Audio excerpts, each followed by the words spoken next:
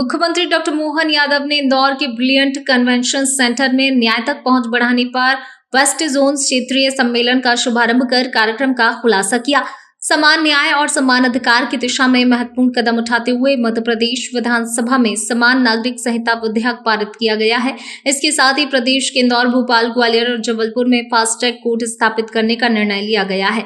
इसके माध्यम से परीक्षा में अनियमितता से जुड़े मामलों में त्वरित न्याय सुनिश्चित किया जा सकेगा। हमारे लिए आधुनिक तंत्र के आधार पर भी अब ई filing, digital record, one data one case, virtual सुनवाई, आधुनिक न्याय प्रबंधन जैसी प्रणालियों का न्याय प्रणाली के माध्यम से कायाकल्प हुआ है। माननीय प्रधानमंत्री जी के नेतृत्व में सच में सदियों पुराने औपनिवेशिक दौर के कानूनों की जगह जो कानून लागू किए गए हैं, इसी कड़ी में जन विश्वास अधिनियम के माध्यम से छोटे छोटे उल्लंघनों को भी अपराध की श्रेणी से बाहर कर कानूनों को अधिक सरल और नागरिक हितैषी बनाया गया है।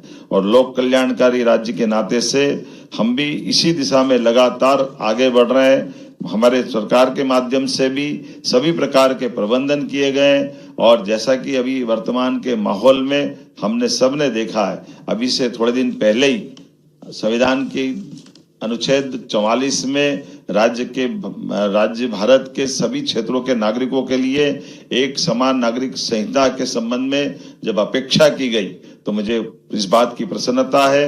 बीता समय हमारे बीच माननीय न्यायमूर्ति रंजना देसाई समिति के अनुशंसाओं के आधार पर हमने अपनी विधानसभा से समान नागरिक संहिता विधेयक को अपनी विधानसभा में पारित करके हमारी प्रतिबद्धता सिद्ध की है कि हाँ, न्याय में धर्मों का सबका सम्मान तो होगा, लेकिन न्याय के लिए सर्वधर्म सद्भाव का भाव बनाए रखने के लिए शासन हिंदू, मुसलमान, पारसी, ईसाई में फर्क नहीं करेगा।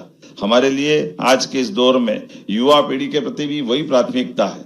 परीक्षा पेपर लीक, धोखाधड़ी के मामलों में भी त्वरित कार्रवाई करते हुए आज माननीय प्रधानमंत्री जी ने अनाउंस किया, सुबह अगले दिन हमने इसके लिए fast track court Indore, Bhopal, Gwalior, Jabalpur की घोषणा की। मैं धन्यवाद देना चाहूंगा चीफ जस्टिस रसिया जी को। शाम को आपने अपॉइंटमेंट भी किया और एक दिन के 24 घंटे के अंदर ये चारों फास्ट ट्रैक कोर्ट का गठन हो करके हमने हमारी कार्य प्रणाली जनता के सामने लाने का प्रयास किया।